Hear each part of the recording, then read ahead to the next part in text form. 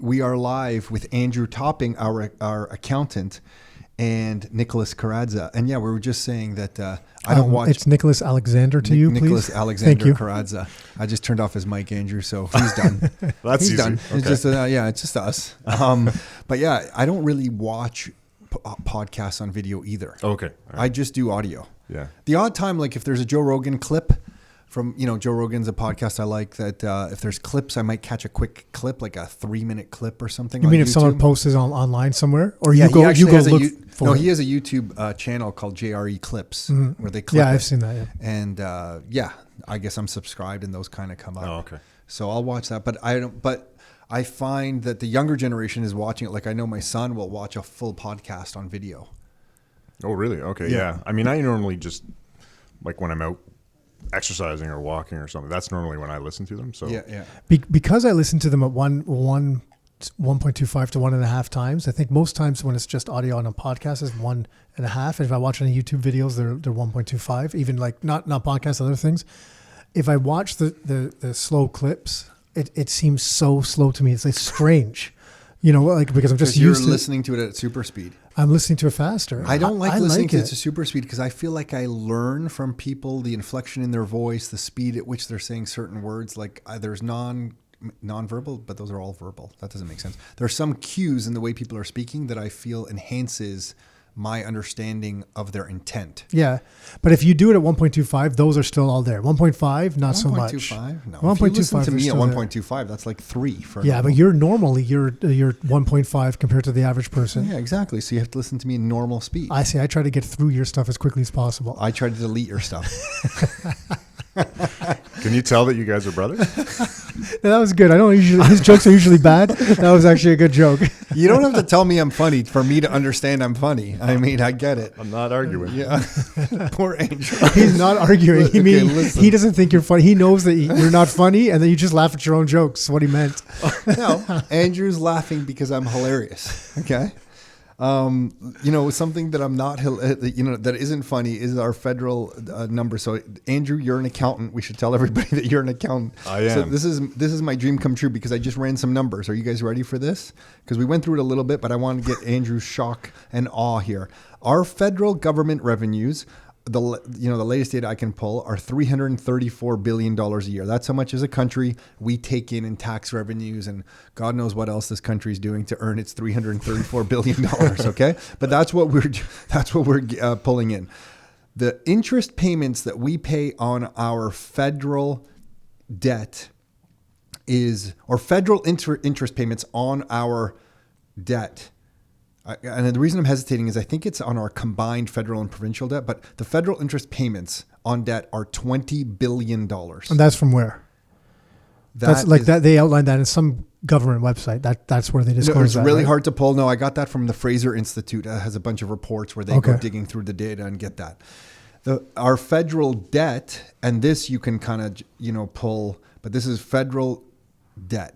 The reason I'm hesitating again is because our government sometimes reports it as net debt, because what they'll do is they'll take CPP and the Quebec pension plan and say, oh, well, the equities that have been purchased in those pension plans, because our pension plans were so behind schedule in the late 90s, Chrétien and Paul Martin decided that the pension plans could invest in equities and not just buying bonds. And then they can count that as an asset that we own as a country, and they'll deduct it against our debt. So instead of saying 2.1 I'm glad you laughed when you said that, because when we found out about that, we were laughing too. We were laughing too. We're like, we're not accountants, but like, that's not your money.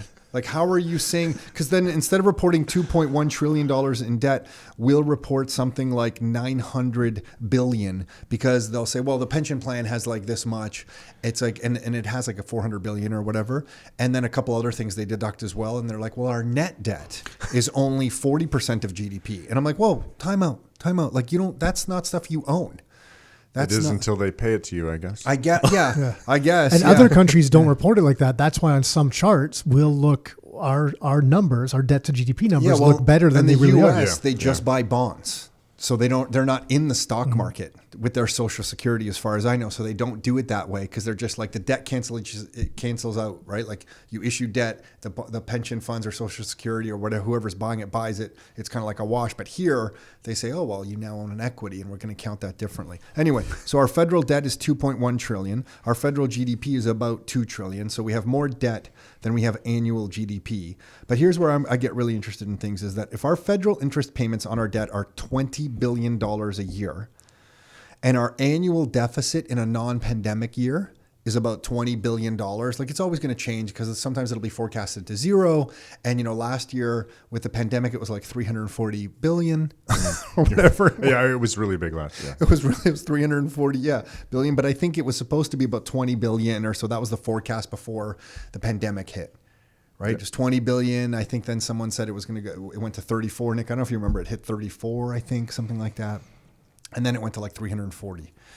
But on a typical year, let's just say we run a $20 billion deficit, annual deficit. That's how much money we are short if we are going to pay for everything we want to pay for. When you take up all our tax revenues and then take all the things that we're going to pay for, we're going to be short some amount. That's called our annual deficit. Mm-hmm. And it's $20 billion in the example that I'm using, which was like 2 years ago. Yeah. Okay. 21.77. Is that what it is? Well, we just looked it up. Okay.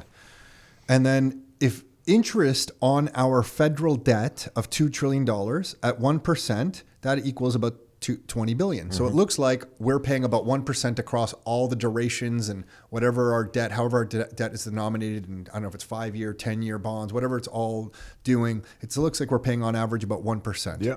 I'm grossly generalizing here, but I mean, this is just simple math. When I look at it, I'm like, if we have a debt of 2.1 trillion and we're paying $20 billion a year in interest payments, that means it's 1%.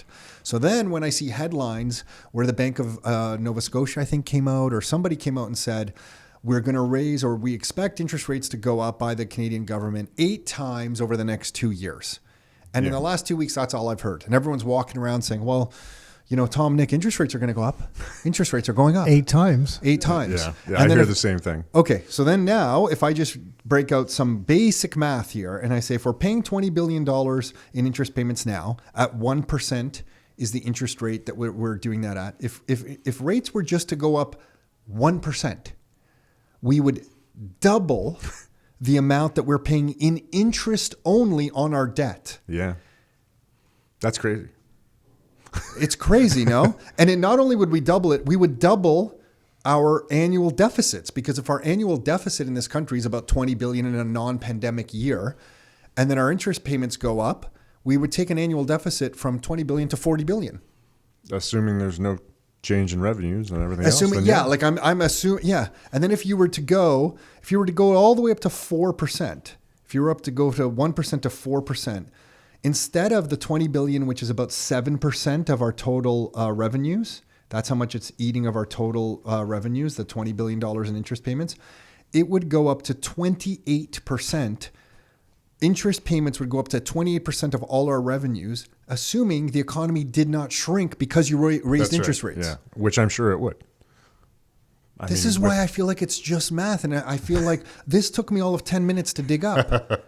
And when I look around, when people are like, they just look at me with a straight face and say, well, Tom, like interest rates are going up. The real estate market is probably coming down. And we can argue that separately. But when people just say, yeah, interest rates are going up, I always look at them like, I don't even think it's mathematically not even possible. And I agree with you. I don't see how interest rates could possibly go up. But at the same time, it's everywhere. Everybody's talking about it. It's in all the news. Interest rates are going up. Interest rates are going up. How? But you know what? So you feel equally shocked by that? I feel equally shocked by the statement that interest rates would go up. The same thing happened in, I guess, 2000? I think it was 2010 when we were called by a few mortgage brokers we know. They're like, guys, look, rates are going up. Like they're really going up. You need to lock in. Like I would really highly advise you locking in your rates. And we kind of looked at it, in not in these numbers, but in different numbers. And we're like, I don't get it. Like, I don't think so. Because how are they going to do that? Right. And it's the same thing. Tom, I want to go back to your numbers for a second, because I bet the numbers that you got here are actually slightly lower because of the recent spike in deficit that we had because of COVID. So we know it went up to 330, 340 billion last year. Yeah. So 340 billion. based on the numbers you got, that might not even be included because it's so recent. Mm-hmm. So it's actually, those might be on the low end of things. And I could just see the headline now. Our annual deficit comes down by 80% because it was so high for the pandemic. So there's going to be these beautiful headlines and everything's going to look in order because it'll say interest rates are going up. So, we're calming the real estate market and our deficits are down like 90% year over year. Like, think of those beautiful headlines. If you just got dropped here from outer space and you read that headline, you would immediately think, well, these guys have it in order. Like, this makes logical sense. Meanwhile, nothing is in order and it's purely chaos. I don't think if you drop down here from outer space that would be your first thought. But. Yeah, that's a good point. But didn't you? I mean, Andrew said that part of that deficit, because what was it in the wage subsidy plan? There was $96 billion. Is that right? Yeah. So I think since the beginning of the pandemic, based on the most recent information, there was $95 billion that had been paid out in wage subsidy to however many. I think they said 5.3 million businesses. So $96 billion. So almost 1/3 of what the deficit was paid out in wage subsidy. And a lot of that, knowing what we all know now, a lot of that just went to businesses, and there wasn't a lot of throughput into employees' pockets that was different than would have been anyways. That's right? Yeah. So it didn't spread out, I don't think, the way that they expected it to. Surprise. And that's, they were wrong. Their forecasts were wrong. Wait, the government didn't figure something out? Andrew, come on. There was a lot of changes for sure. But that's just one program. I don't even know how many there was, but there was probably a dozen. That's just one of them. Now, wage subsidy was the biggest by far, but with SEBA, although SEBA's a loan, so it is repayable, assuming that people actually repay. But for every person that took SEBA, well, 2/3 of it is repayable, though, right? Depending on which one you got. Yeah. So if you got 40, 10's repayable. If you got 40, 30's repayable. If you got 60, 40's repayable. Yeah. So the pieces that aren't, depending on how many people got it, there's still a good chunk there. And then all the other subsidies that were out there, the rent subsidy, I think there was about $7 billion paid out in that. That was a commercial rent subsidy? That was the commercial, okay. Not the residential. And then CERB, I have no idea how much. I haven't seen the stats on how much was actually paid out for the. Is CERB over? CERB is over. CERB was over in the summer. Okay. Yeah. And SEBA is over as well. You can't borrow anymore on that. So, and technically wage subsidy is done. The rent subsidy is done. They've changed those programs now so that they're focused on specific companies rather than sort of being available to everybody. If we circle back to the interest rate thing for a second, because you guys were talking about interest rates not going up, but they're going up this week. So some people are going to listen to this and they're going to be like, well, guys, you're saying interest rates can't go up, but they're going up. Mm-hmm. Like they literally went up. I think it was yesterday. Today, some banks have announced interest rate increases. Yeah, fixed rate at 2.79 right now, right? Which is still low. But this is where I also... That's for an investment mortgage. For a principal residence, actually lowered, I believe. Yeah, I think. Mm-hmm. Right? Your mid twos. Yeah, was that what it was? Let me just check. You can look at it. I think that's the case, but I could be wrong. But either way, that's what some people are going to think, and it really kind of insured 2.59. So if insured 2.59, so less than 20% down insured, or 20%. Sometimes it's still insured by a mortgage insurer. 2.59. You're right, but rates are still. But you're right. But then when I see that, that's because the bond market is freaking out. Because the Bank of Canada has stopped buying Canadian bonds, which that statement alone is completely ridiculous because that means we're just printing money. Think about what that is. Like, think about how funny that is for a second. It's like the government is out of money, so we need to issue some bonds to get some money. Nobody is buying these bonds, so we'll just tap the Bank of Canada to create money to buy our own bonds. And then we're going to say, okay, we're going to stop doing that. And then the bond market reacts by rates going higher because there's less demand for our debt. So the bond market freaks out a little bit. Rates go up to try to attract interest into our bond market. So rates aren't going up for a good reason. Rates in the fixed rate world are going up because nobody wants Canada's debt. There's no demand out there for it at the previous interest rate that was being paid, at the previous yield. So now rates are drifting higher to attract interest into our debt. So that's not like a positive thing. No, I know. But I think that's what gets lost in the conversation. So when it's reported in the media with a headline and 3 paragraphs saying, just explaining what the change is, that's what gets lost in the conversation. That conversation isn't being had. People just look at it as being rates are going up. That's it. That's all they know. And then, that's and you're right. stops. And then on top of that, sorry, Andrew's the guest here, and we're not even allowing him to speak here. But on top of this, if the Bank of Canada then raises overnight lending rates a little bit, it's such a beautiful story they can spin for at least 6 months, because then fixed rates went up because the bond market's kind of wonky. And then if they raise variable the overnight lending a quarter point, and they say we're going to raise them again in May, you now have a media narrative which can go along the lines of, well, yeah, rates are going up, everyone. And then there's us over here looking at some basic math going, I don't think rates are going anywhere. Yeah. And I honestly feel like going to the Parliament. I think I'm going to go to Ottawa. And I'm going to go by that. What is it? A fire? The ever-burning fire? I'm going to stand there. I'm going to say, hey, I'm calling your bluff. I don't know. When you said Ottawa and fire, I was like, maybe we shouldn't be talking about this publicly. But now I know what you're talking about. Isn't there like an ever-burning flame? The eternal flame. They might turn it off, though, because it's probably not good for the environment. And with all this greenhouse, the environmental ever-burning flame. And I like Andrew. Yeah, it's not, for sure, it's not called the ever-burning flame. It's called the eternal flame. It could be. It's the same thing. Listen, I'm going to find the goddamn eternal burning flame or whatever it is. And I'm going to have my wonky piece of paper here. I'm going to say, hey, I did some math in 5 minutes. I don't think you guys are going to raise rates. Call my bluff. Or what's that YouTube video where somebody says, like, I think the Leafs suck, prove me wrong. And they, and they sit outside a college campus, or I think, whatever, some statement, prove me wrong. I should just go stay. Let's go. We should take a trip. We should go in front of Parliament. Yeah. Andrew, sorry, you have to come. I don't want to. You have to come. We won't even let him talk here. You know why we need an accountant? Because we did our math wrong. We'll just point at you. We're like, I don't know. Well, he told us the math.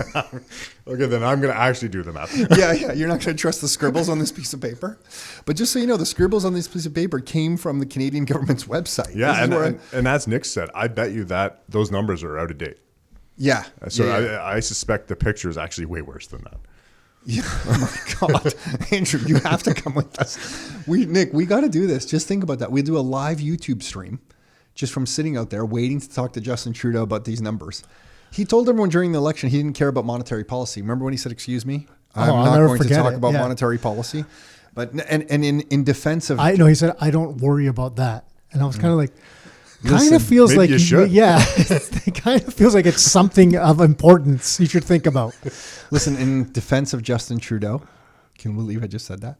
In defense of Justin Trudeau. I thought it was just going to be silence after that. Whatever you come out with next, I'm not listening to. So. No, but any prime minister, they're all doing the same madness. Like, what's changed really with the way they spend money? It's just all of them just spend. But anyway, so I feel like I need to say, prove me wrong on that one.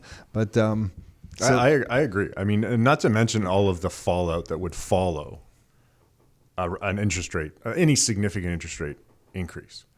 I mean, with all of the real estate that has been purchased in the last 18 months, that I'm quite certain a lot of people are stretched over what they should be. So if you start seeing, I mean, if interest rates in 12 months went to 4%, can you imagine the number of people that would default on debt?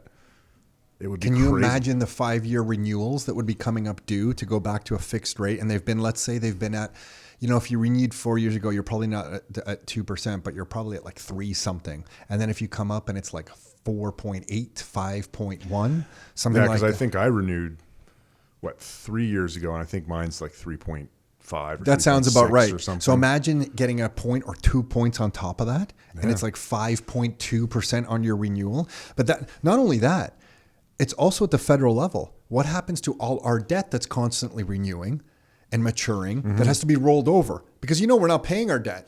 Like it's not like when our debt and our bonds come due, we're like, hey, you know what? We're just going to cancel that debt because we saved up some money here in the back. I got a secret room in the back. Savings? I saved up some money, and those bonds are due from Canada. Oh my gosh, we're just going to pay you that from our savings. Yeah. No, they got to roll the debt, so they either need another buyer, or they need to print money. And if the other buyer isn't there, the bond market rates are going to go up further. Yeah. Yeah, I don't. I mean, or they sell their assets because they just keep selling off assets too, right? What do we have left? The LCBO. Well, that's Ontario. That's the only thing. That's Ontario. And they were going to sell that off too. I'm like, that's the only thing that makes you money. Why are you going to sell that? Like, you didn't learn from the 407 at this point, you know? So, but they sell off land, they sell off other assets, and that's how they kind of cook their books to be like, oh, you know what? It's actually not so bad after all. But then no one really looks at all the kind of assets that they've sold off to other people. What comes to mind then, Andrew, on the consumer or individual side that might hit individuals if rates go up? It would be like consumer debt. So any like individual loans that you've been taking out, rates would go higher. Mortgages for sure. I guess everything like rates for leases and car financing would go up. Loans don't adjust, right? Do they adjust? Are they based off prime? Line of credits do. Line of credit. So but a loan. Sorry, I just meant variable. a new loan. Okay, or a loan that you're going to have to roll over into a new loan might be at a higher rate if you had an existing loan that you're going to push forward. Yeah, I mean, I think everything's going to get passed down. So, you know, if the lenders or if the car dealerships, if they end up having to pay more, they're just going to pass that along, right? There was talk of that luxury tax. They were going to add a luxury tax on like car? 10 or 20% on cars over 100 or planes or boats. That's right. I forgot about that. Now, whether they're going to move forward with that or not, I don't know, but there was talk about that. I mean, that's just going to get passed down to the end consumer. So everything's going to cost more. Outside of the interest. And it has to be, I guess, because this is where if those costs aren't passed down to the consumer, then businesses, the margin that people are making in their business just evaporates. That's right. Because if you have a 10% new tax and your net margin on that product was 10, I don't know, whatever you're making, you would know better than me on some of this stuff, Andrew. But if your margin was like 10 or 15% or whatever it was at the end of the day, and you're giving up 10% of that, you have to pass that on to the consumer. Otherwise, your business is just a volunteer work and you're not making any money. That's right. Yeah. So if the business eats those increases, the stock market's screwed because all the earnings for these businesses across the board look like shit. Then if you pass it to the consumer is faced with higher inflation, which makes everything unaffordable and screws up the economy, dries up hard assets, and everything looks like shit there. You just ruined the whole world, Tom. No, but I mean, this is like, I'm a positive person. No, the thing is, I'm a totally positive person, I swear. I just don't like it when things don't make logical sense. I can't rectify, I can't like, in my brain, I can't balance it. So I'm like, this doesn't seem like a sustainable path. I agree. And I mean, where interest rates go, I honestly, I don't know. Because I can't see them going up, but I can't see them staying the same either. And with the current deficit, and that's only going to get worse, where's that money going to come from to start paying that down? And so, I mean, all of that is going to impact the end user, consumer, individual, or business owner being us. I think it's nice that you think that there's thoughts of paying it down. Yeah, that was nice. That's a nice thought. That's a fair point. Mm-hmm. There's no talk of it since. When's the last time they paid it down? Was it the 90s? I think they were paying some of their debt down. Can you imagine a politician came out and said, "You know what? I'm going to save some of our money. Yeah, that's what I'm going to do. I'm going to save. I promise to save 5% of all the money that comes into our government for Canada, a rainy day, for our future." Yeah. And everybody would be like, "Boo!" And to do that, here's what we can't have because of it. We will have to cancel these programs here. And everyone's like, "No." But okay, let me take that back. The thing is, you know, based on the numbers that we just went through, how do you not pay it down to some extent if interest rates are going up and the deficit is bigger and the interest payments are bigger and the deficit is going up? How do you not do something about it? So then you're using logic. They see the problem with you and Tom both. The problem is that you're using logic and math. Andrew's but why pay down? Like, look, if you could buy whatever you wanted at your house, okay, and you didn't have to pay it back, so then why would you pay it back? Yeah. Like, how many people listening to this are like, well, holy shit, if I can get $100,000, and I don't got to pay it back, give me the $100,000. I'll go buy. I was going to say 2 cars. You can't buy 2 cars with $100,000 anymore. No, you know, maybe if you wait a couple of years till there's in stock, you can get them. But whatever the thing is, and that's essentially what the government's operating on. They have to do this they make promises for every 4 years to get elected, and then they got to figure out a way to kind of structure their accounting math. Net debt is an example, like you spoke about, so that it doesn't look so bad, so that they can continue to make these promises, and that's what it's based off of. But there's no plans to pay it back. So the only solution then, and I guess, Andrew, this is how rates will rise. The only solution is to let inflation rip forward, just talk from the Bank of Canada like we have it under control, issue a CPI number that nobody believes anymore, but you put it out there. But inflation really is ripping forward at 8 to 10%. And if inflation's ripping forward at 8 to 10%, it's growing the economy artificially, just through inflation. And then you can raise rates to 6%. Because your rates are still underneath the rate of inflation, and your debt is looking smaller compared to GDP, because the debt, if the GDP is growing at 10% through inflation, your debt to GDP ratio is looking better and better because the GDP. You're laughing like this isn't the plan, Andrew. This is the plan. You just ruined the world again. I know, this is the third way. At least Canada. This is the third way to ruin it. This is the third way to ruin it, and then you kind of win because you don't have to save. But the debt to GDP looks like a better ratio. Rates go up, which they kind of have to. But because inflation is ripping higher than rates are going up, real rates are still negative. If rates go to 6%, inflation's 10%, real rates -4. So you're still better off holding hard assets because they're growing at 10%. You're paying 6% on them. I think I better buy Bitcoin. Yeah. Now you're just trolling. Now Andrew's part of the family. That's and by hard assets, do you mean gold NFTs? Yeah. No, where this all heads is really interesting because you're right. Like, you're right. You should buy Bitcoin. No, it's just I don't. When you hear me say that about like inflation at 10%, interest rates at 6%, am I explaining that in a way that makes sense to you from like the accounting lens? It makes sense to me. I'm not sure what that would actually look like. Like what the economy would look like in that world? Like what a Canadian economy would look like if that's what it actually was. I don't think they could get away with 10%. Yeah, I'm using those just for easy numbers. I know, and I get it, but they can do that. And where they can do it, like, I think when you talk to most people and you say, there's inflation, and the Bank of Canada is like their target, right? For a long time. Now they kind of let it run hot, but it was 2%. And everyone's like, oh, yeah, okay, well, 2% doesn't seem like a big deal. No problem. But that 2% compounded over every year, it actually makes a big difference. So they can go and they can let it run at 4 or 5%. And I think the majority of people, and you see people's reactions to numbers more than we do, but majority of people are probably like, yeah, okay, 4 or 5%. Kind of sucks. Like, that's not great, but it's not really the end of the world. Like, it's not a big deal. 10% people would start to really be like, hey, what the hell's going on here? Mm-hmm. So, but that number, 4 or 5%, you compound that not very long, just even if you go, 4 or 5 years out, that starts to really eat away at things, right? It changes things a lot. And I think that's where they can get away with, though, without people really realizing, because people don't look at it. Yeah. So they're busy. Everyone's busy. Shoot, man. Like, everyone's here. I didn't swear that was good. Yeah. But everyone's like, you're just trying to get your kids to their activities. You're trying to get them to school every morning too. Their parents are going to work or working from home. Everyone's running faster and faster and faster. You don't have time to look at this stuff, and it's fair because you're just trying to make ends meet at this point. I think this is the path. Like, this is what is going to be our path. Because if you think about it, just a few years ago, if somebody in Oakville, we would see these mortgages just a few years ago, Nick, and be surprised by them when there was a $500,000 or $600,000 mortgage that would go out the door with some of our mortgage brokers. That required a special exception at the banks. It had to go to another layer of approval. That was considered like a jumbo mortgage at the time. Okay. And now, you're laughing again because that's not like a jumbo mortgage anymore. But that might have been on a property in Oakville, let's say at $1.2 million, and somebody got a $500,000 or $600,000 mortgage. Now, a few years passed, let's say 5, 6, 7, whatever. That $1.2 million Oakville home is now worth 2.5, and the mortgage on it, even if they didn't pay anything, it's still $500,000. So now the $500,000 mortgage doesn't look big at all because the asset is priced in fiat dollars at whatever, $2.5 million.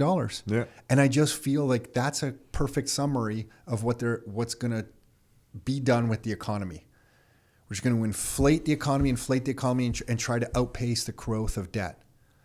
Because now anyone who took on debt for any real estate in the last 5 or 6 years, they were all told the real estate market is at the peak, don't get any more debt, be careful. But in an environment where inflation is ripping hot, you want debt. When rates are low, you want debt. Yeah. and which is, I think, where we are, right? I mean, rates have been low interest rates have been low for so long. I mean, I don't think you're going to find the guy who has a $2.5 million home in Oakville that doesn't have a $1.8 million mortgage on it. So, jeez. I mean, I think because interest rates have been, I don't even know how long they've been as low as they are. I mean, when was the last time interest rates were 4%? Maybe never. I don't know. Not never, but no, we were doing mortgages at 5% at one point since we've been doing this, 5 and 6, I think, because they went up in the early.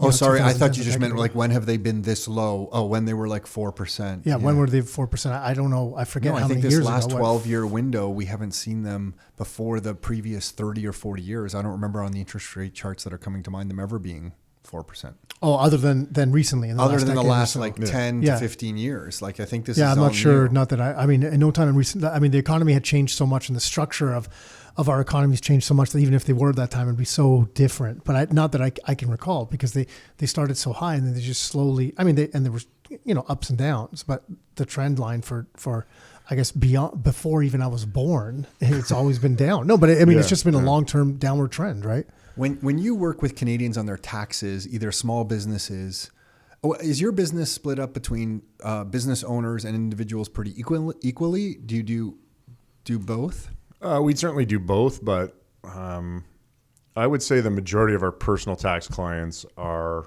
business owners. So they either have a corporation or they are a sole proprietor. Okay.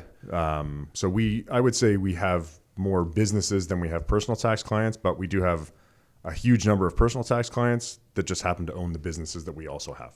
Okay. And that's where the investors come in because a lot of the investors you're working with, they have corporations they own the properties in. And that's right. Yeah. And I mean, it's easier, if you have a corporation or if you have a business, certainly if you have a corporation, when we do sort of your personal and your business, as you guys know, there's stuff that comes out of the business. When you see both the personal and the corporate side, it's a little bit easier to do planning and know when you want to take stuff out and what it's going to cost you and those kinds of things. So that's why we tend to do for all of the businesses, all the corporations we do their personal. We do have some. We do have a fair chunk of personal returns that we do that we don't also that don't also have corporations, but I would say the majority are corporate owners. It is easier because we don't even know what you're doing. And you explain it to us and you explain it well, but if you ask me 5 hours later what you explained, I'm like, I don't know. It was perfectly clear 5 hours ago. And I'm like, I don't know, but basically we signed these papers and that's the way it works now.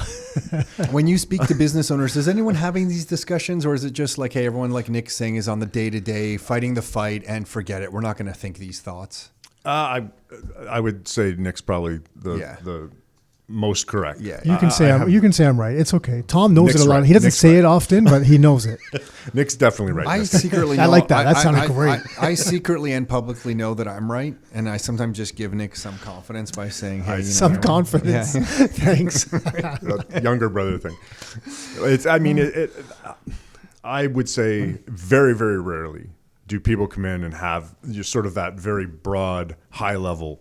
It's always sort of the granular, really in-depth, what do I do in this instance? Or what do I do 2 years down the road? Very few people are looking at the high level and the long term. I think where I feel like we've benefited from always focusing on the long term. Like part of the reason I quit my job was I looked long term, didn't like where my life was going to be. And I look at my life and always think the long term has always benefited me. And it's why I focus there. But sometimes you can obsess about this kind of stuff. Not saying that I don't have slight OCD on this kind of stuff. But you can obsess on this type of stuff and maybe none of it comes to fruition. Like who knows where we're going? Like we're not living in this reality. It's just I don't like the path that we're on. And when I see this, I think sometimes it warrants more discussion than most of us are giving it. Because if you think about this stuff, then if I tie it into real estate, I can explain to people, hey, if you think prices are high now, but you think rates are going to go up, so you're waiting with dry powder to take advantage of a real estate crash. Well, what if I told you the population is growing at this rip-roaring rate, supply is not increasing, interest rates cannot go up no matter what you hear in the media. Where do you think prices are going to be in 5 or 6 years? Are they going to be lower, the same, or higher? Yeah. And in the current deck of cards that I'm seeing, I think they're going to be higher. Yeah. And I agree. I think for like all the wrong reasons higher. Like that's the weird part. It's like for all the wrong reasons they're going to be higher. But I just don't see how it can go the other way based on what it looks like now. Now, I mean, things can change quickly, but what everything looks like right now, how can they not go higher? It's the same. How can interest rates go lower? So then how can interest rates go higher? Yeah. So then talk to us about just the thing, because if that goes up, then asset owners like you've spoken to sometimes will be, people will look, well, these people have to pay a greater share towards the economy.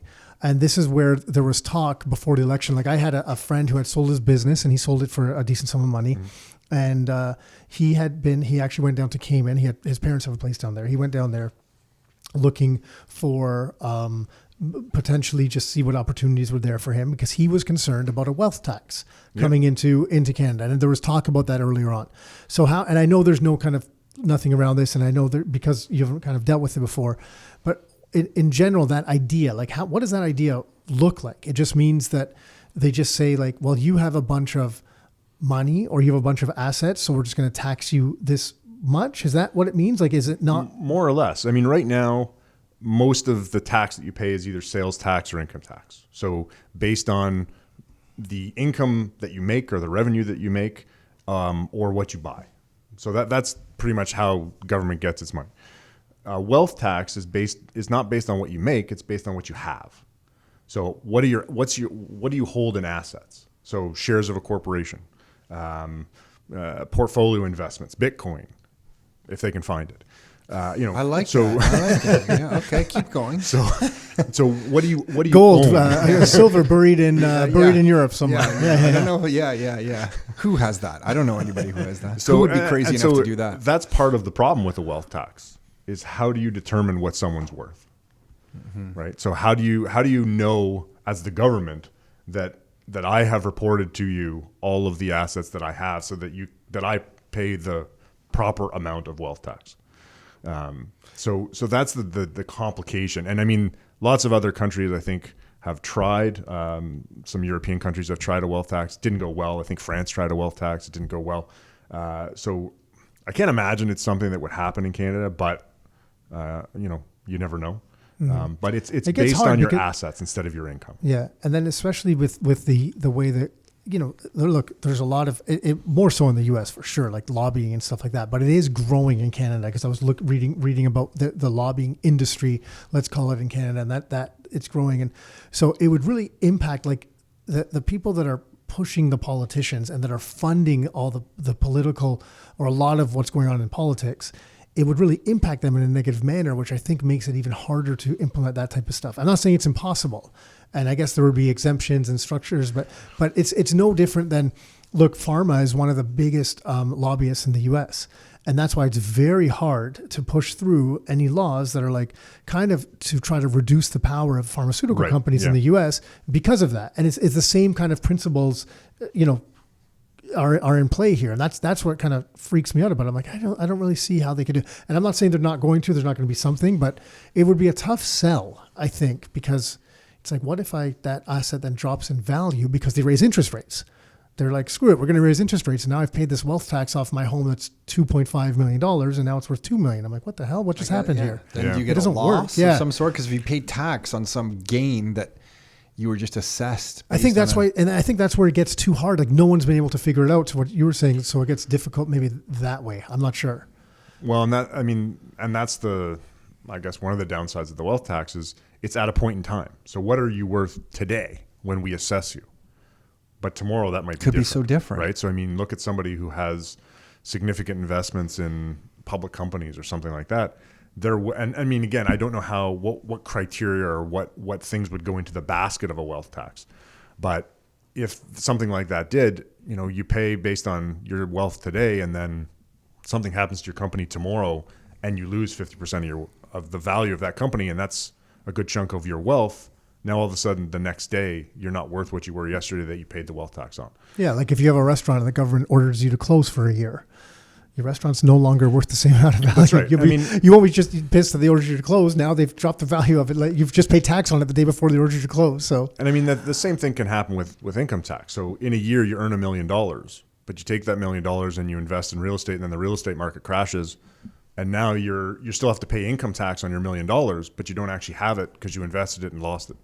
So it can happen in income tax as well. But it's, I mean, wealth tax is I never thought about that, actually. So then what is the most advantageous ways to structure somebody's life, assuming you have some income not coming solely from an employer?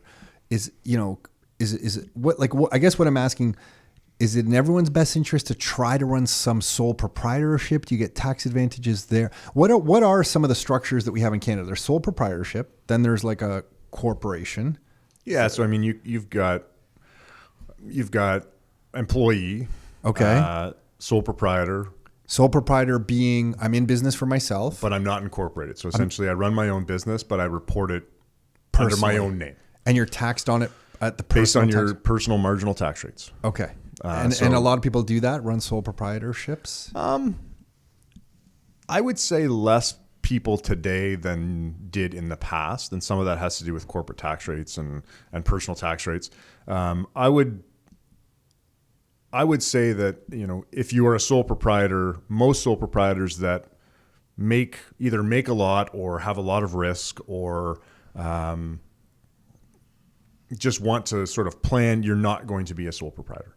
Sole proprietors tend to be relatively small, or individuals that want they spend what they make.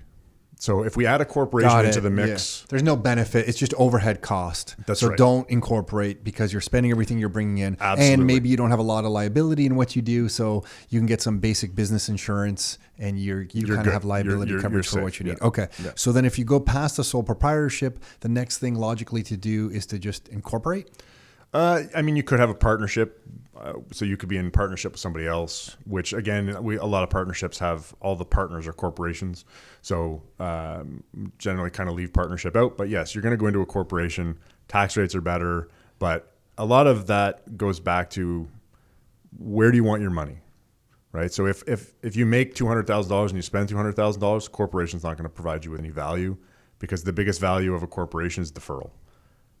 I make $100,000, I pay 12% tax.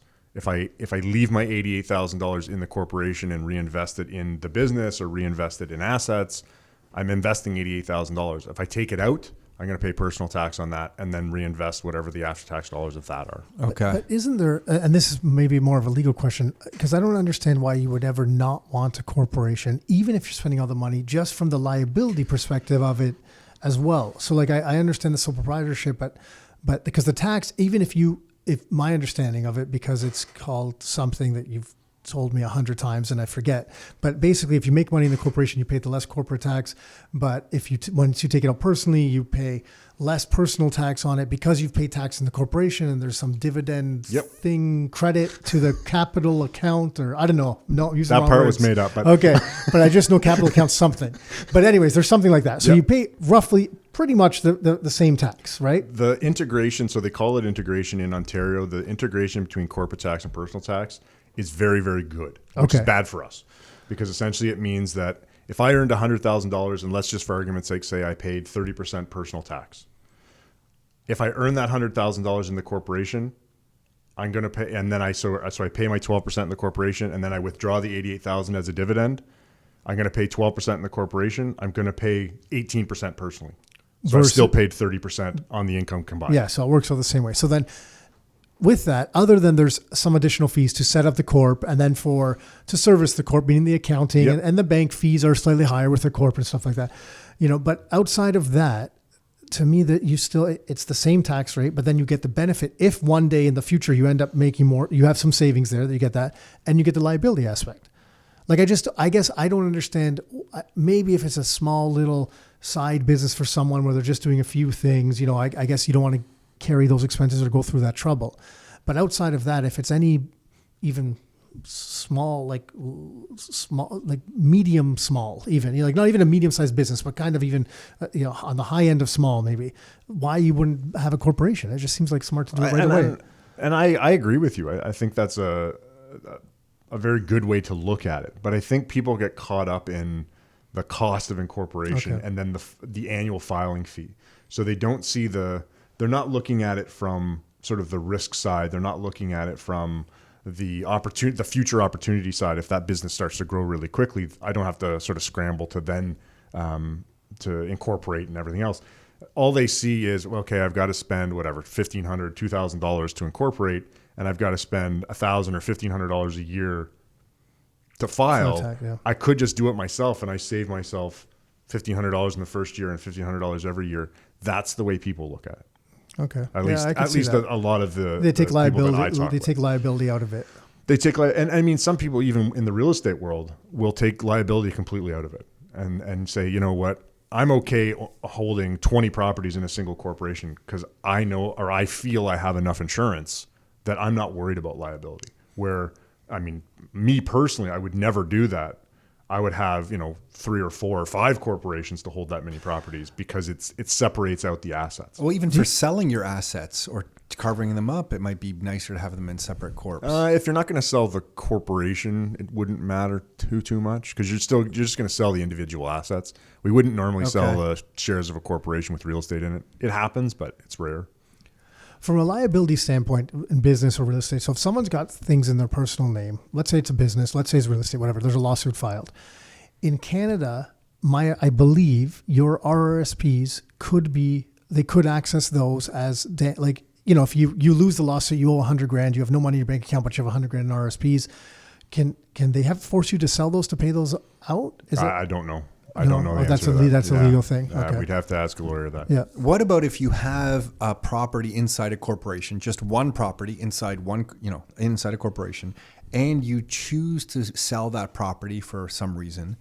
Is there an advantage that it's in a corp and it's just one property because you can then sell the property itself, or you can sell the shares of the corp?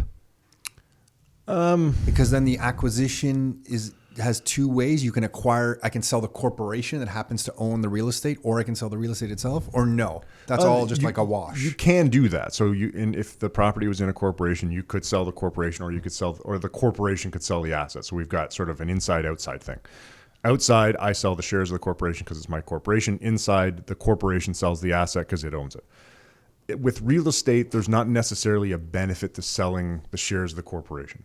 So with certain corporations, we might be eligible for the capital gains exemption. So if we sell the shares of a corporation and they meet a bunch of criteria, we might be eligible to take advantage of the capital gains exemption and not pay tax on a certain amount of that sale. Real estate in a corporation is not eligible for that exemption. So selling the shares of a corporation that holds real estate, as I said, it doesn't happen very often. A lot of times where we would see it is with really old properties. So with a lot of times with a corporation, when I buy shares in a corporation, I spend $1, $100 to buy the shares of that corporation. So my outside cost is $100. If the corporation then goes out and buys a property and spends $300,000 to buy the property, inside I have a $300,000 cost, but my cost in the corporation is still only $100. So if I sell if we take an example of the building's worth $500,000 when it's sold, if I sell the shares, I've got a $500,000 gain. My cost is only $100. So I've got a $499,900 capital gain. If the corporation sells the asset, it gets $500,000. It's got a cost base of $300,000. It only has a $200,000 capital gain. Got it. But so where we might you always need a good accountant in your life. That's my conclusion. Where we might see the share of the sale of the shares would be if the property is really old and it's been fully depreciated. So we bought it for $300. Over 30 years, we depreciated it down to almost nothing. So if I sell the asset, I essentially have no cost base in it inside the corporation and outside the corporation. So it's the same. And if I sell the asset, or if I sell the shares of the corporation, the buyer doesn't have to pay land transfer tax. Oh, got it. Okay. Because they're buying the corporation. Yeah, it already owns the asset. So a lot of times you'll see that in really, we've got a $5 million sale or a $5 million building because the land transfer tax on that is going to be huge. And so they avoid the land transfer tax. So you can get a little bit more on the sale. Oh, got it. But does that still work? Because you can depreciate the cost of the building, but then there's still the cost of the land. So you can't actually appreciate the whole value. The whole thing. So you're absolutely right. So there is some value in the land. We try to, certainly with smaller real estate, we try to as much as possible push all of the value into the building. You can't do all of it necessarily. Sure. Yeah. So the value of the land might not be that significant. Okay. Depending so that on the makes size sense. of the building. I almost stopped listening after you said you're absolutely right. I just want to point that out to Tom again. That's probably the third That was time. a while ago. Yeah, I know. But you have to realize that if you've said something that's right, I already knew that. So if he's saying you're right, I'm right too. That's how that extends. Dude. That's pretty good. Yeah, I'm your older brother. Like if he's you're right, confirmed, I already knew. Yeah, I already knew. So it doesn't matter. I mean, how's that? That by you being right doesn't mean I'm wrong. It means that I likely told you what you just said. That's how that works. Jeez, I have to explain everything. I'm glad he's here to bear witness to this. Yeah, it's logical to me. Now we're totally. I don't have any brothers, so. Yeah, You're really missing out. You can hey, see. you want one? see. You want one? There's one here. Okay, that's the corporate structures basically. And something else that just came to mind is I always get asked, or I think people don't know this, and when they're shocked when they hear it. The small business tax rate right now is at 12.2%. So on the first $500,000 of net income. So yes, the first $500,000 of profit or net income, you pay 12.2%, assuming that you're an active business. Yeah, and this is where What's the definition again of that? So the definition of active business is essentially it's not this or this other thing. That's the way the Tax Act actually defines active business. With the words that you just said, that it's not a specified investment business or it's not a personal services business. Then so essentially, if you're not a specified investment business and you're not a personal services business, you're an active business. What's a personal services business? It's when you incorporate yourself. So I'm, and you can get into trouble when you do that. I'm a corporation. Essentially, I work for Oracle, and then I decide, you know what, I can pay better tax if I incorporate myself, and I go to Oracle and I convince them to let me be a contractor.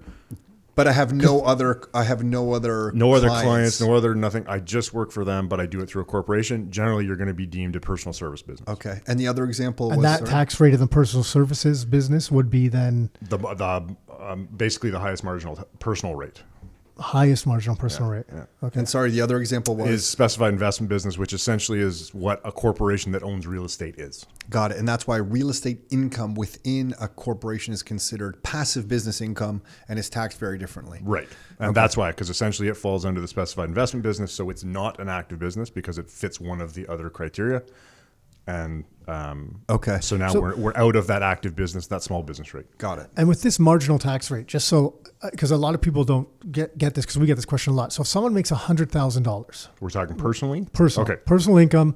How much tax do they, and I know there's other variables, but I say let's generalize. There's no other income going on. It's a very plain vanilla type thing. $100,000 in income. How much would they pay? That's a tough question. Tax on that? Why is it tough? Because he has to figure out an average. That's right. And so that's the problem with. Oh, time out. Hey, whoa.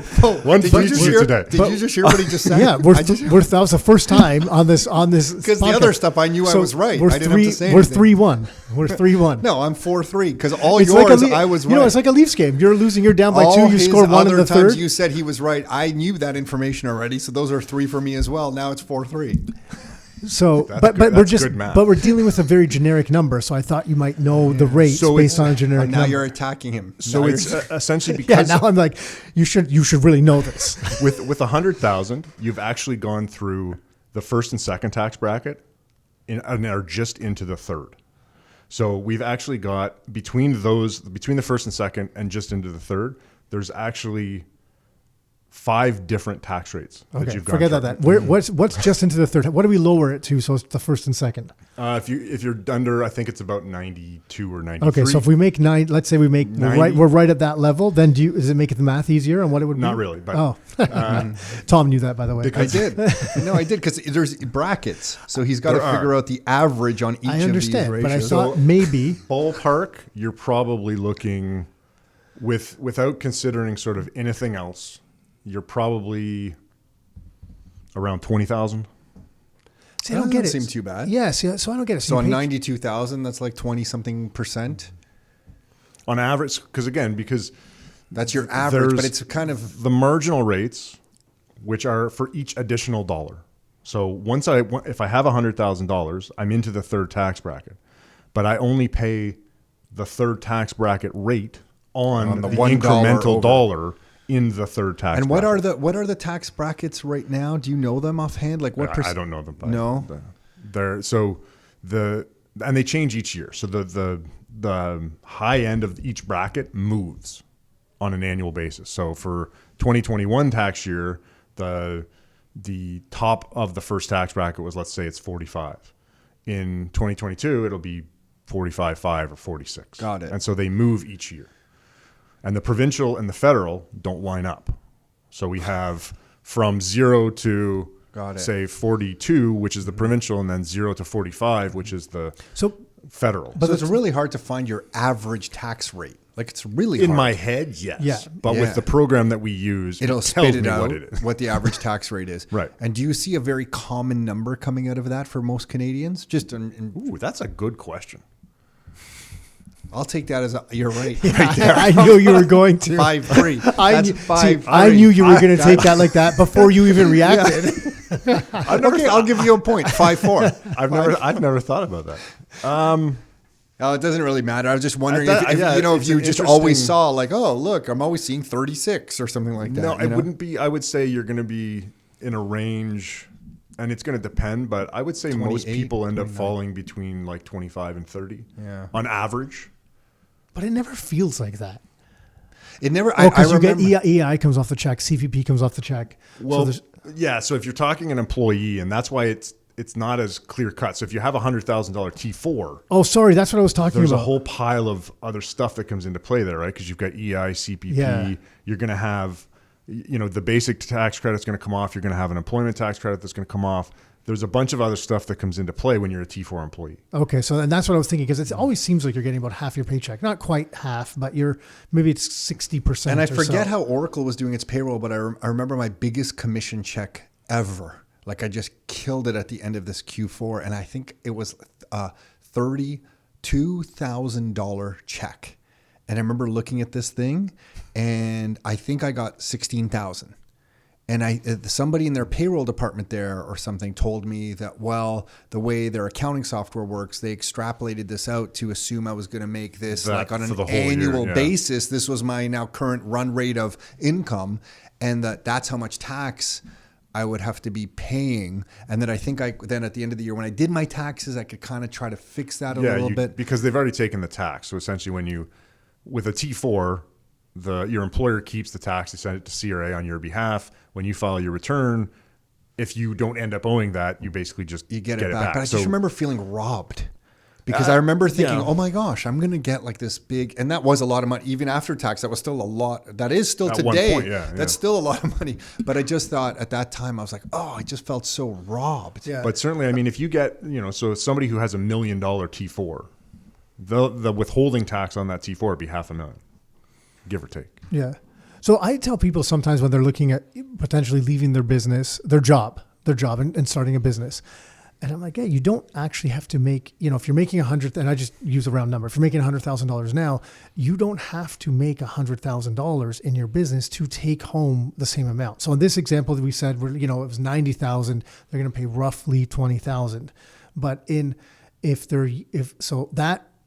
the numbers you were using off your head, and it wasn't exact. That was more if it was a personal business income, like a corporation that they were. No, that would be that would be a T4. If you were like a sole proprietor, it's actually is more but some of that is CPP. Okay. With an employee, you've already paid your CPP. So then have I been lying to people? Have I been mistaken that you don't initially really need to make as much money? If you incorporate, you shouldn't have to make as much money to take home the same amount of money. And I mean, if you're leaving some in the corporate. That's correct. Yeah. Yep. Okay. No, you're accurate. Okay. Yeah. So because I mean, at the end of the day, does that count for a point? Sure. All right. We'll give you one. 5.5. Okay. Sorry. Because so if in the corp, it's still, even if you don't take it out, it's still your money. Yeah. And you essentially, because you can pay less tax on it, you can take out only what you need, and overall, for that particular year, have paid less tax and keep more of your money. And then each year you do that, like anything else, like interest rates, it's compounding. So you're ending up with more and more. But it really depends on sort of what you want. Because if you want to contribute to CPP or something like that, then If you want to do that yourself, then you have to structure your situation so that you can continue to contribute to CPP. Because if you're not a sole proprietor, if you're in a corporation and you're only taking dividends, you won't be contributing to CPP. You won't be building RRSP room if you care. Some people don't. Some people say, you know what, I don't believe in CPP. I don't think it's going to really get me anything, so I don't care if I contribute to CPP. Others, I mean, will take CPP or want to contribute to CPP more than anything. I had a client several years ago who wanted to take some of their money, was saying, you know, I'll take my money and I'll throw it in the river just so I can keep my OAS, because they were into OAS clawback. They would rather throw their other money away. What is OAS? So OAS is so when you get to 65, it's just another pension. Okay. So there's CP. So when you get to 60 or between 60 and 70, you can start to draw from CPP and OAS, but 65 for OAS.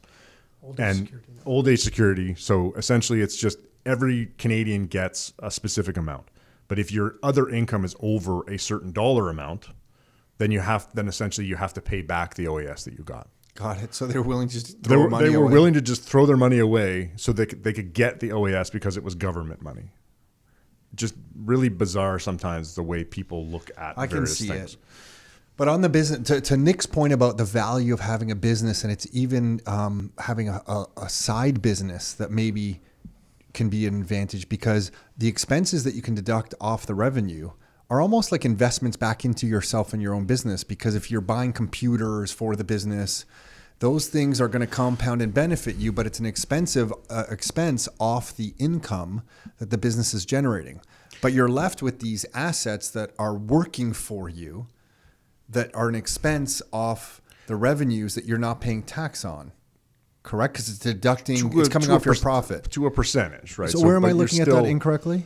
It's not that you're looking at it incorrectly. It's just you're investing in your own business, and hopefully that's growing your business and allowing you to make more and more money. Yes. But from the perspective of, if I make $100,000 and I deduct 30, I'm going to pay tax on 70. Mm-hmm. But those deductions, because if we look at this as a small business, on that 70, I'm paying 12%. So I spent 30 to get a deduction at 12%. Mm-hmm. So yes, I have the asset potentially, but I'm still out $30,000 because I spent it. That only saved me 12%. So it's not I saved every dollar that I spent. Yeah, got it. Mm. Got it. Because because you're thinking I could have had those dollars in my pocket at a cost of 12.2%. That's right. So if I spent nothing and I made $100,000, I still pay 12%. So I have 88 in my pocket after I'm done.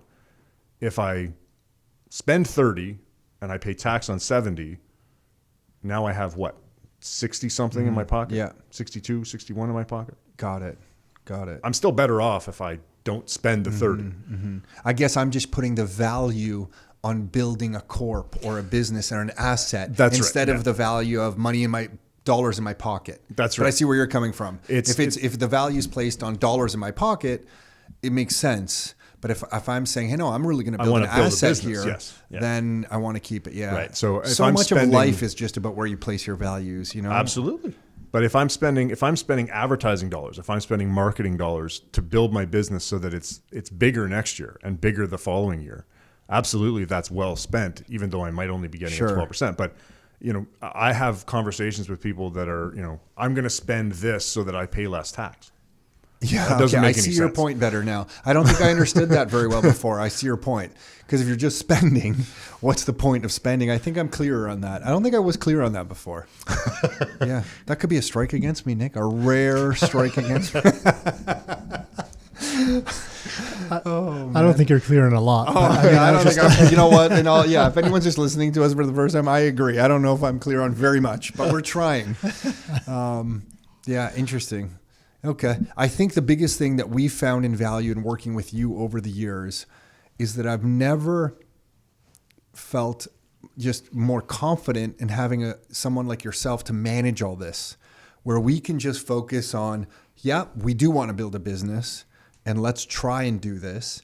and all the complicated tax things and depreciating different things from real estate to write-offs for a business and what's an expense and what's not, we can kind of just push it over to you and you handle it. There's a comfort and a peace of mind that comes from that, knowing that you have our back and knowing that if CRA was going to send us a letter for something, which they have in the past, and we've been audited in the past, that we can just kind of lean on you to manage that. So it's been really helpful to us. Seriously, I mean that sincerely. Like, it's really been beneficial having that. And you've done our personal taxes and our business taxes. I don't know. I've just felt a really, a real sense. You know what comes to mind is I remember some old Italian guy once told me, he said, you know what? In life, you want a good accountant and you want a good lawyer, and you want your good accountant to be straight. You want your good accountant with CRA, you want him to do everything by the book, but your lawyer, you want and he kind of made a little noise like a little and he kind of twisted his hand and it's always stuck with me. I'm always like, the lawyers, But I think there's value in having a good team, right? And I think the Rockstar members also find that value. Being part of this group and having access to the resources that you guys provide and the realtors and the everything else. There's so much value in that, and I think it all goes back to having access to, whether it be a lawyer or an investment or a realtor or a broker or whatever that is. You have to surround yourself with a good team that you trust and you can depend on. And it does help when they know each other too. If you work with different people and the professionals you work with and the team that you're talking about, if they, not even that they have to know what each other's doing, but just they kind of or even agree with what each other's doing, but they know how they think, and they're like, oh, okay, if they were saying that, this is probably what they meant, versus like, I have no idea what the heck they were talking about there. It just kind of, it makes things more fluid. Like, it's not a necessity, but it's once you have it, you realize that not having it can be a little bit of a pain, because it just makes things smoother and it's not as choppy when you go through the process of anything. Absolutely. And I mean, if you look at, so if I know the lawyer and I know the investment person and I know, that kind of thing, it makes doing what we do a lot easier, because obviously, if you go and you talk with your investment advisor and they tell you a bunch of stuff, and then you come back and you tell me. Yeah, the way we're going to explain it's like, it's going to be, you have no idea what we're talking about. I'm going to take a photocopy of the scribbled piece of paper and get someone to meet with Andrew and say, I want to buy real estate because of this. And just show them this scribbled piece of paper. And so sometimes being able to sort of cut out the actual client is sometimes really, it allows sort of a higher or a deeper level. Yeah, I can see that now. I get it. So having a good team and to Nick's point, having a team that sort of knows each other is actually, it does help a lot. To me, it'd be like, if you're going to be a high level professional athlete, you're going to have your chiropractor, your physiotherapist, your defensive coach, your offensive coach, your nutritionist. And in your life, you want all those coaches around you. Like, you want the legal one, you want the accounting one, you want the investment one all around you, kind of serving your interest. But you want the chiro, the athletic therapist, and the the nutritionist, and all those people all speaking to each other for, like, here's what we're going to do for recovery for the athlete. The overall plan is going to be better. Of course, for sure. And it's why sometimes I get frustrated when people price shop different professionals, because even if they're not using our network of professionals, and I'm not trying to make this an advertisement for any of ours or Andrew, even for yourself. For sure. I'm just saying, you want one. Yep. So you want your professionals to make money off of you. I mean this sincerely, because if your professionals are making money from you, they're likely going to take your phone call when you need the phone call, and they're likely going to go the extra mile on a Friday night when you need some information. Sure. And I feel like when Nick and I were starting in real estate, sometimes we got ourselves into situations where we didn't have an information advantage on the situation, and we were presented with something from maybe a tenant or a contractor, and we were feeling threatened. And the only reason we were feeling threatened in our 20s then is we didn't have an information advantage on the situation.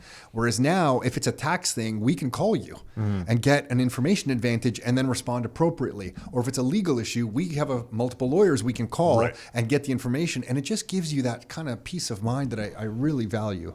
So for sure. Yeah, weird. I don't know how we got all into all that kind of stuff. We started at your 1% raise in interest rates. Yeah. And we ended with that. Well, there's going to be something that's going forward that I'm kind of mesmerized by, because right now I feel like if you go to a bank machine, there's still a checking and a savings button. And I feel like there should just be two buttons, a checking and a picture of a house. because no one's using the savings button to say everyone's using real estate in this country. And real estate's benefiting from a monetization effect of the economy because people are like, wow, my savings aren't getting ahead. I'm going to plow some into the stock market and I'm going to plow some into real estate, some into Bitcoin. But real estate's looking like it's benefiting from some of this economic environment. I'm fascinated to see what happens over the next 10 years if it continues, or does it just go back to the utility value of the real estate is really dictating its value? Meaning, here's the income on a piece of residential real estate, here's the expenses, and it's valued kind of off of that. It's not getting this benefit, which it has so far, of just appreciating just because of what's happening in the world. Yeah. And do we go back to the utility value of the asset dictating its actual worth or net worth to your portfolio? Can you imagine you had a savings account and you actually got interest payments that weren't like like 1 cent, or like 1 cent every 2 months? Like, the high. It's been a while for that. Yeah. Like it's crazy. Could you imagine that? Like you used to be able to, you had a savings account because you would put the money there and it would actually earn money in the savings account. Yeah. And I know in theory that's still what happens, but the reality is with where rates are, that is actually losing value, faster than it's gaining any interest. Yeah. So you've got to find something. Yeah. That's why everyone you can earn more on. And everyone rushes into anything basically. Mm-hmm. Yeah. Cool. Andrew, thank you for doing this. I really appreciate it. We always enjoy talking with you and getting your input, even if we don't allow you to speak while you're here and we just keep talking to ourselves. We totally value it. Thank you very much. Final score was 6-5 for me, I think, if that's what I remember. Maybe I took that strike. I took that strike at the end. See how humble I am? I don't know. I just added one to my total, I think, on purpose. No, you can have the win. You can have the win.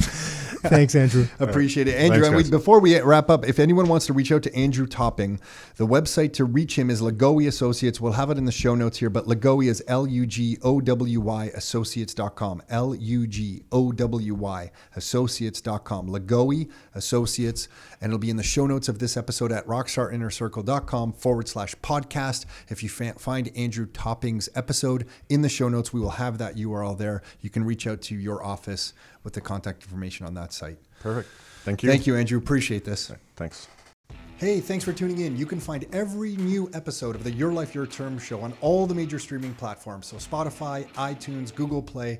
And if you'd like to get free copies of some of the books that we've put together, like these right here, or some of the reports that we've put together, like these right here, you can find all of those at www.rockstarinnercircle.com. That's www.rockstarinnercircle.com. That's it for now. Until next time, your life, your terms.